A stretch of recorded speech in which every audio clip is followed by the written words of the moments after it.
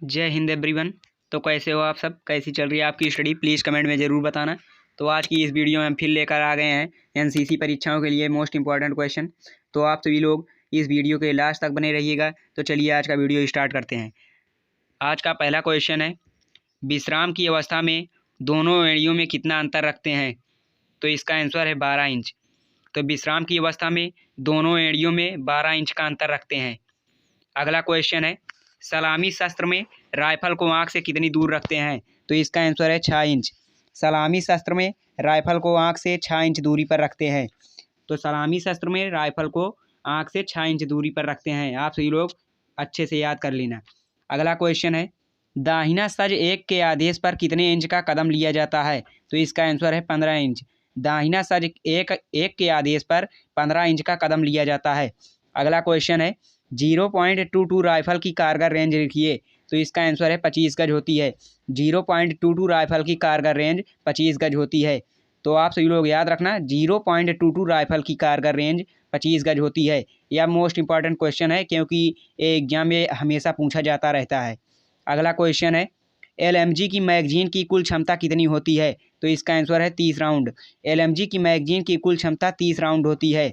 अगला क्वेश्चन है, field craft के अंतर्गत किन किन बातों को सम्मिलित करते हैं? तो इसका आंसर है, फील्ड क्राफ्ट के अंतर्गत हम निम्न बातों को सम्मिलित करते हैं, जैसे कि आड़े, चालें, फायर एंड मूवमेंट, टारगेट को चिन्हित करना आदि। तो फील्ड क्राफ्ट के अंतर्गत हम निम्न बातों को सम्मिलित करते हैं, जैसे कि आड़े, चालें, फायर एंड मूवमेंट, टारगेट को चिन्हित करना आदि। तो आप सभी लोग याद रखना, फील्ड क्राफ्ट के अंतर्गत आड़े, चालें, फायर एंड मूवमेंट, टारगेट को चिन्हित करना आदि बातों को सम्मिलित करते हैं। नेक्स्ट क्वेश्चन है, बगैर हथियार वाली कोई दो चालें लिखिए। तो इसका आंसर है, पहला है चीते की चाल और दूसरा है बंदर की चाल। तो बगैर हथियार वाली कोई दो चाल है, पहला है चीते की चाल, दूसरा है बंदर की चाल। तो आप सभी लोग इसे अच्छे से याद कर लेना क्योंकि ये एग्जाम की दृष्टि से आप सभी के लिए मोस्ट इंपॉर्टेंट क्वेश्चन है। क्योंकि ये एनसीसी के एग्जाम में, तीनों एग्जाम में, ABC तीनों एग्जाम में कई बार पूछे जा चुके हैं, इसलिए आप सभी लोग इसे अच्छे से याद कर लेना। तो चलिए अगला क्वेश्चन देखते हैं। अगला क्वेश्चन है, दूरी को ज्ञात करने के लिए किन्हीं दो विधियों के नाम लिखिए। तो दूरी को ज्ञात करने के लिए दो विधियां हैं, पहला है ब्रैकेटिंग और दूसरा है की रेंज। तो पहला है ब्रैकेटिंग और दूसरा है की रेंज। तो दूरी को ज्ञात करने के लिए दो विधियां हैं, पहला है ब्रैकेटिंग, दूसरा है की रेंज। तो आप सभी लोग इसे अच्छे से याद कर लेना। तो दूरी को ज्ञात करने के लिए पहला है ब्रैकेटिंग और दूसरा है की रेंज। अगला क्वेश्चन है, भूमि के कोई 4 प्रकार लिखिए। तो इसका आंसर है, भूमि के 4 प्रकार, पहला है समतल भूमि, दूसरा है ऊंची भूमि, तीसरा है नीची भूमि, चौथा है दबी हुई भूमि। तो भूमि के 4 प्रकार होते हैं, पहला है समतल भूमि, दूसरा है ऊंची भूमि, तीसरा है नीची भूमि, चौथा है दबी हुई भूमि। अगला क्वेश्चन है, मानचित्र के किन्हीं दो प्रकारों के नाम बताइए। तो इसका आंसर है, पहला प्राकृतिक और दूसरा है राजनैतिक मानचित्र। तो मानचित्र के किन्हीं दो प्रकारों के नाम, पहला है प्राकृतिक मानचित्र, दूसरा है राजनैतिक मानचित्र। आप सभी लोग इसे अच्छे से याद कर लेना। अगला क्वेश्चन है, मानचित्र पर दर्शाई जाने वाली किन्हीं दो जलीय आकृतियों का उल्लेख कीजिए। तो मानचित्र पर दर्शाई जाने वाली किन्हीं दो जलीय आकृतियों का नाम, पहला है पक्का कुआं और दूसरा है नदी। तो मानचित्र पर दर्शाई जाने वाली दो जलीय आकृतियों का नाम है, पहला है पक्का कुआं, दूसरा है नदी। तो आप सभी लोग इसे याद कर लेना। अगला क्वेश्चन है, किन्हीं दो सैनिक सांकेतिक चिन्हों के नाम लिखिए।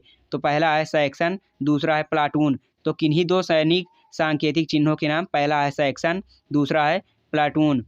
तो दो सैनिक सांकेतिक चिन्हों के नाम, पहला है सेक्शन, दूसरा है प्लाटून। आप सभी लोग इसे याद कर लेना। अगला क्वेश्चन है, ढलान के दो प्रकार कौन से हैं? तो इसका आंसर है, पहला है नियमित ढलान, दूसरा है अनियमित ढलान। तो ढलान के दो प्रकार हैं, नियमित ढलान, दूसरा है अनियमित ढलान।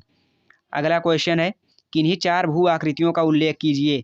तो चार भू आकृतियाँ कौन कौन सी हैं? पहला है पहाड़ी, दूसरा है पर्वत, तीसरा है पठार और चौथा है टीला। तो 4 भू आकृतियाँ, पहला है पहाड़, दूसरा है पर्वत, तीसरा है पठार और चौथा है टीला। अगला क्वेश्चन है, सर्विस प्रोटेक्टर का प्रमुख उपयोग क्या है? तो इसका आंसर है, इसका प्रयोग मुख्यतः दिक्मान को खींचने और नापने के लिए किया जाता है। तो सर्विस प्रोटेक्टर का मुख्य उपयोग है दिक्मान को खींचने और नापने के लिए किया जाता है। तो सर्विस प्रोटेक्टर का उपयोग दिक्मान को खींचने और नापने के लिए किया जाता है। इसे आप सभी लोग याद रखना। आज के वीडियो में बस इतना ही, मिलते हैं नेक्स्ट वीडियो में। तब तक के लिए जय Hind, Vande Mataram, bye bye, take care. और आपको जिस क्वेश्चन में डाउट हो तो इस क्वेश्चन को कमेंट करें।